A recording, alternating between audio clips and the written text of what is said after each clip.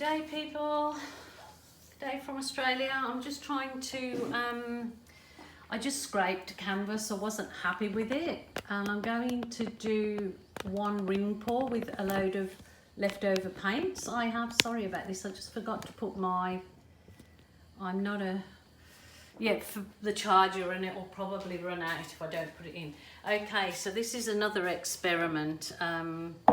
It's got this bowl out of my kitchen, so I'm just going to use up some paints. What I'm going to do is I'm going to do one big ring pour, so very last dribbles of paints that I have, I'm going to load up this large bowl.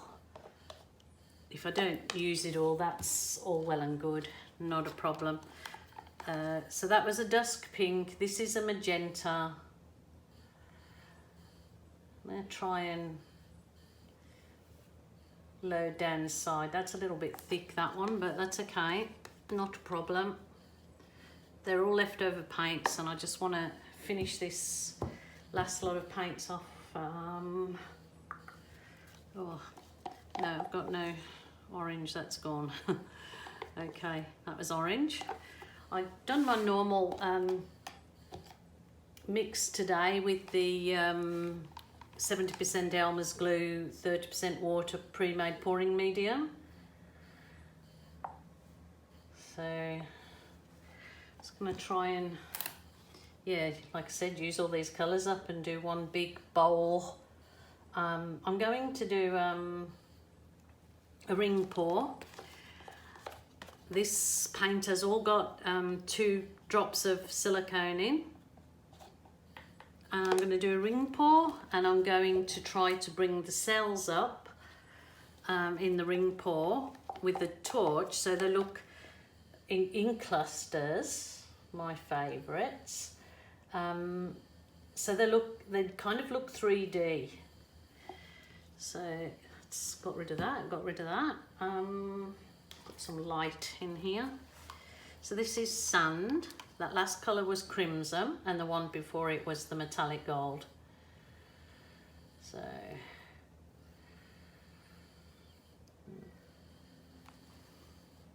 now I'm going to pour this leftover metallic copper.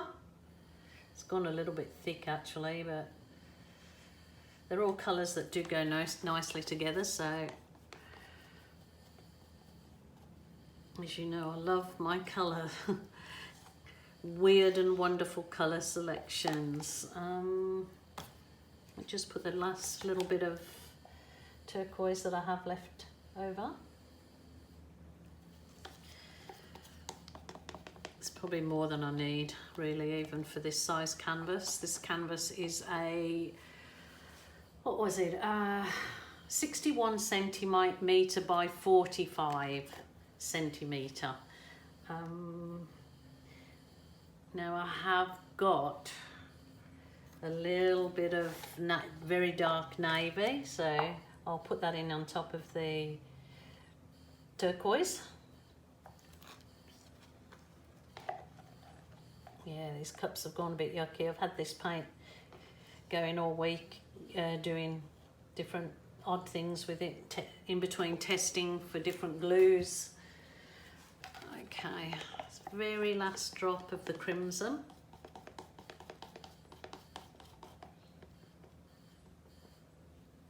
Let's get rid of it all. Put the last drop of the copper, metallic copper. It's just, this might turn out disgusting, or it might turn out great. We'll just see. Hey, that's the last of the sand, it's called.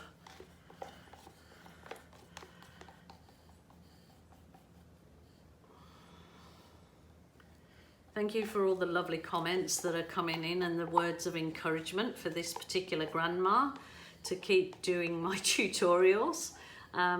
Definitely a learning curve and learning along the way. I had bits of help from my daughter-in-law and my son, so that's good. Okay, that's about it. I'm just out of all my I've got rid of all of those, so I've got a few left, but they're not colours that I want to even explore with this. This was canvas, as I said, I've just wiped it off. I didn't like what came out, so I just scraped it. It was wasting a lot of paint. So I'm going to do is the ring pour. Is just obviously you need to keep hold of this, and I'm going to actually I might start up the top doing the ring pour, so just literally doing it in a circle motion. But this is a lot of paint in this cup, so I've got to be sure not to, or careful not to actually mix all the paint by shaking it to become muddy. Then I'll go up a little higher. Hey, live dangerously. Okay, thank you all for watching. Anyway, I'm really happy if I can help anybody achieve their artistic dreams, or just give it a go if you haven't even been doing art before. This might be a way of expressing yourself in art, and also it's very therapeutic, just down to the mixing of paints, trials and errors, and I've had many. So wanting to do this particular ring pour because I just tried it with a twin cup pour and it didn't turn out how I wanted it to. I've been doing ring pours on smaller canvases this week, and then just doing the clusters with my torch, which I'll show you, and they've been coming great, like really lovely 3D effect. My hand's getting very tired. That's because I was mixing paint as well this morning and painting a few things. My husband's painting the outside of the house, so of course I've had to repaint the outside furniture to match how we've got the house. So I've been painting cane furniture. I've painted a big pottery fish, which I'll put on my site and show you what I did with him. I've had him for over 25 years now, and so probably 15 houses. He's been in every house, and he's been a different colour to match the decor on the patio. So he has travelled.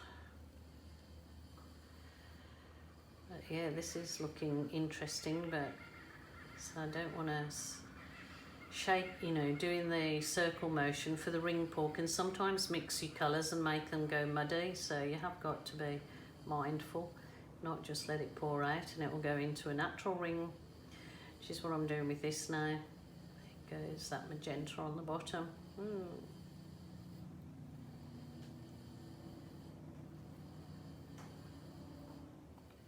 So I'm just hoping this goes to plan, because this is a bigger canvas than I've been doing the ring pour on with the clusters to get the 3D look. I just thought it'd be good if I can get it on a larger canvas. I'm not worried if this paint doesn't stretch all the way over the canvas, and I'll just use some other bits. I think that's going to be enough. Yep. Yeah, I'll just cover the corners with what I've got left here, or anything, just so as the paint stretches over the corners. I don't get too hung up about corners, because you can also paint them with neutral colour over the corners and then swipe some of your paint over the top. That'll do. So this will be interesting. So I'm just going to gently stick into everything, because I wiped paint off earlier off this canvas. Okay. I'll try and keep the rings in. Whenever you're tilting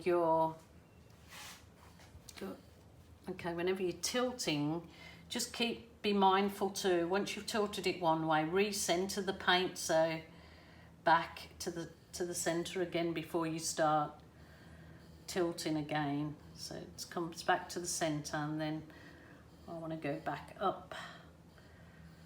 This is obviously not enough paint for this canvas, but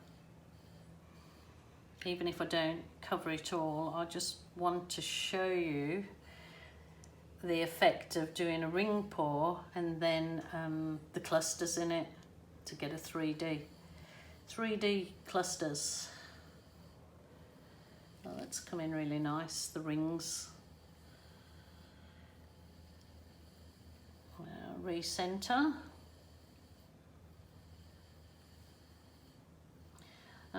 If this is your first time watching, you'll know that I've got a Facebook art page called Acrylic Art by Julie Cube. So if you'd like to have a look at that and follow me, then you'll get my videos. Usually are put up on there first.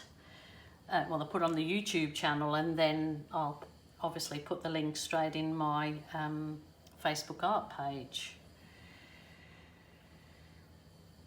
And that's where I give lots of tips and tricks. I'm in another Australia, because I'm in Australia, living in Australia in Queensland. It's another lovely artist that you will be well familiar with that lives down the road from me. Literally is Julie Cut. She does absolute exceptional, has been doing it quite a while longer than me. I had my first 2 lessons with Julie. Oh, well, I was pouring before that, but I had a couple of lessons with Julie, so she always puts you back on the right track if you're going.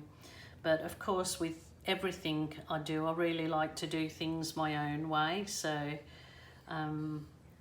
taken a little bit of a different course. But I said to Julie at one time, I don't want to be interested in the videos, not interested at all.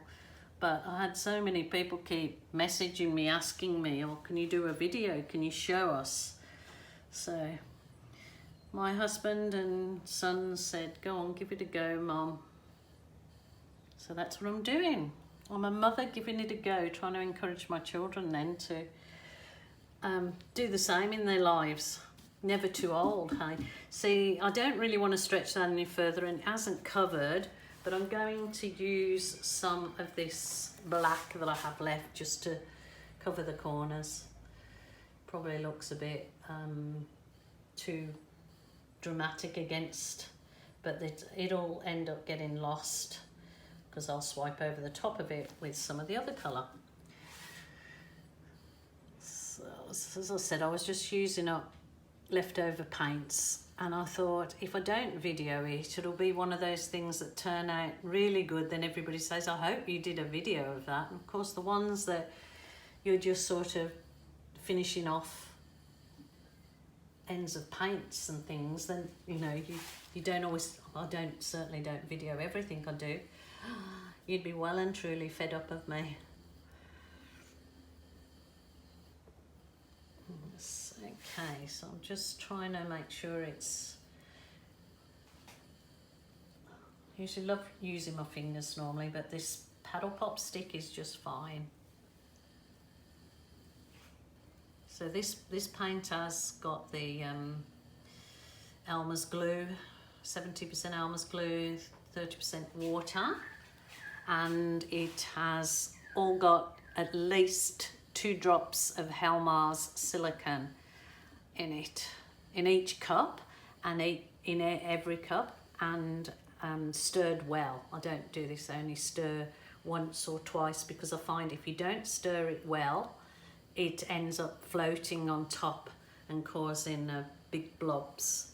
That's just my particular, what I've found. So I always stir well, and if anyone knows or watched any of my videos before, I always make my paints up minimum of 24 hours before I'm going to use them.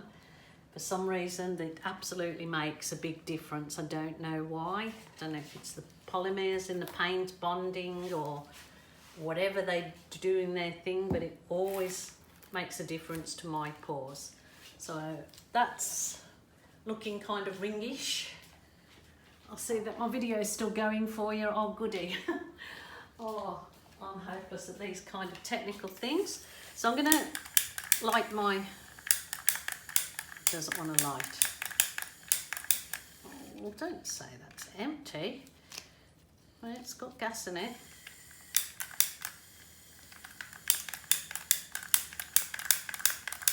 Okay, that's not working.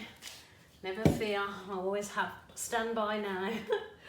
So, butane gas, these heads, things, self-ignition heads you can get off eBay, $10. Ooh, this is a big, my husband got me this one. This is meant for the garage for sure, because it's pretty fierce. So I kind of have to be mindful. I'm going to do my Julie clusters, which is straight down, and it's doing nothing. I'm not sure what's happening here. Okay, I think I needed some darker colour in there to make them stand out, the clusters. They may come up. I think here where the purple is, may look, just looks, when you've got the rings behind the clusters, it gives a really nice, but I think that I've stuffed up again, and I should have put some darker colour in between, so then it makes these clusters look like 3D. I'm not going to do any more than, oh, they actually are coming up now, but they're not. If there was a nicer, brighter colour in there, the clusters come up, but leave the ring behind them, so the clusters are looking like 3D. But what's with this kind of blah colour that I've got going here, it's making it look like a granite, like a bench top, granite or something. Over here, where I've got the crimson running through, some nice veins, and over here in the crimson and lilac, there's a nice clusters there. Anyway, I'll try and give you a bit of a close-up so you can see what I've got. I'll take some, oh, getting old, hang on. See, you see the clusters there. In the blah bit, the grey bit, they're kind of, yeah, they would show up so much better if I'd done a real deep contrasting colour in there. I should have been putting the crimson in between each of those light colours, but you live and learn, and it's not too bad. I'll just show you what I will do where I've got that negative space. I'll just quick is use your, I'll just use this little spatula where your negative space is. Take some of the colour and just take it lightly over your negative space.